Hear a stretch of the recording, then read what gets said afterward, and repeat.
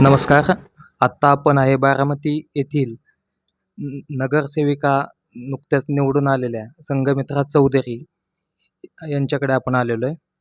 तर पाठीमागील 30 वर्षांपेक्षा जास्त काळ ज्यांनी बारामती तालुक्यामध्ये संघर्ष केला असे काळूराम चौधरी बहुजन समाज पक्षाचे नेते. तर यांच्या त्या कन्या आहेत. तुम्ही वकिलीच्या प्रवासात होता आणि वकिलीचा प्रवास सुरू असताना थेट निवडणूक लढण्याचा निर्णय कसा घेतला तुम्ही? अ, जेव्हा मला म्हणजे ॲक्च्युली काहीच प्लॅन नव्हतं आणि मला पप्पांचा कॉल आला, की आपल्याला निवडणूक लढवायची आणि तुला लढवायची आहे. सो माझे पप्पा नेहमी म्हणतात, की हा आपला जो एक समाज आहे त्याचं आपण एक देणं लागतो आणि मग ते मला क्लिक झालं, की कदाचित ही माझी संधी आहे माझ्या समाजाला परतफेड करण्याची. त्यांनी जे माझ्यासाठी केलं ते मी त्यांना परत करू शकते आणि बस असंच डिसाईड झालं, की लढवतोय आपण आणि आपण फुल ट्राय करणार, की जिंकून यायचं. निवडणुकीसाठी ज्यावेळेस तुम्ही मतदारांपर्यंत पोहोचला, त्यावेळी लोकांचा प्रतिसाद तुम्हाला कसा होता?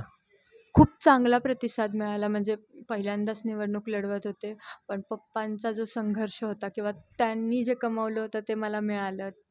तेच प्रेम, तेच आशीर्वाद, तेच सन्मान, मान तो सर्व मला मिळाला आणि त्यांनी त्यांचे प्रॉब्लेम्स एक हक्काचा व्यक्ती, एक हक्काची लेक म्हणून मला सांगत होते आणि आम्ही त्यांना फक्त सांगत होतो, की आम्हाला काउन्सिलमध्ये पाठवा, आम्ही तुमचे प्रॉब्लेम सॉल्व्ह करणार आणि त्यांनी ह्याच्यावर विश्वास ठेवला आणि मला मत दिली.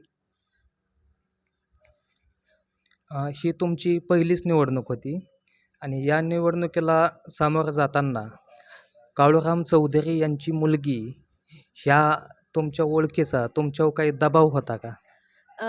दबावापेक्षा एक जास्त रिस्पॉन्सिबिलिटी होती मोठी, की पप्पांनी खूप काम केलं आहे लोकांसाठी आणि तेच पुढे न्यायचं आहे. त्याच्या त्याच्या इतकं नाही, पण त्याच्या थोडं त्या लेव्हलचं काम करायचं आहे आपल्याला. त्यामुळे दबाव नव्हता, पण ती रिस्पॉन्सिबिलिटी होती मोठी.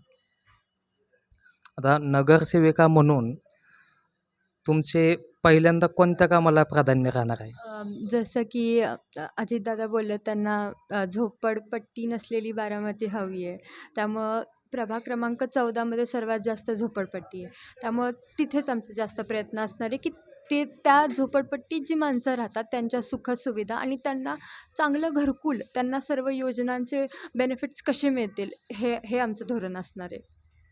संघमित्रा चौधरी यांच्या नावाची चर्चा काळूराम चौधरी यांनी पाठीमागं जे 25-30 वर्ष संघर्ष केला याच्यामुळे संघमित्रा चौधरी या निवडून आल्यानंतर तालुक्यातल्या गावोगाव त्यांची चर्चा झालेली आहे.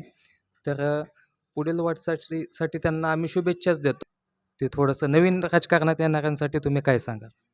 मला असं वाटतं, की देशाचा जो युवा वर्ग आहे आणि जो सुशिक्षित वर्ग आहे किंवा जी माझी पिढी आहे, त्यांना मला एवढंच सांगायचं आहे, की राजकारणात लक्ष घ्या. मी बऱ्याच युवकांसोबत राहते. माझं सोशलाइज नेटवर्क खूप चांगलं आहे, त्यामुळे मी असते. पण जेव्हा आमच्यामध्ये पॉलिटिक्स येतं, तर त्यांचं म्हणणं असं असतं, की आम्ही इंटरेस्टेड नाही आहोत पॉलिटिक्समध्ये किंवा ते बोलतही नाही.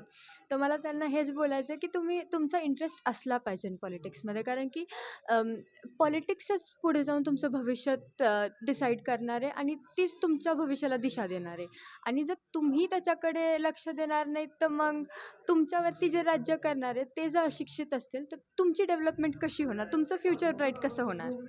अ, प्रभाग क्रमांक 14 मधील सर्व मतदारांना, माझ्या माता भगिनी, माझ्या भावांना, सर्वांना खूप खूप आभार, की तुम्ही मला त्याला केपेबल समजलं, की मी काउन्सिलमध्ये जाऊन तुमचे प्रॉब्लेम्स मांडू शकेल आणि तुमच्यासाठी काम करू शकेल आणि बारामतीकरांना देखील माझ्या विजयानंतर तुम्ही इतक्या सगळ्या विशेष देऊन जे मला प्रेम दाखवलं आहे त्याबद्दलही खूप खूप आभार. बारामतीकरच नाही, संपूर्ण महाराष्ट्र, संपूर्ण देशाचे खूप खूप आभार.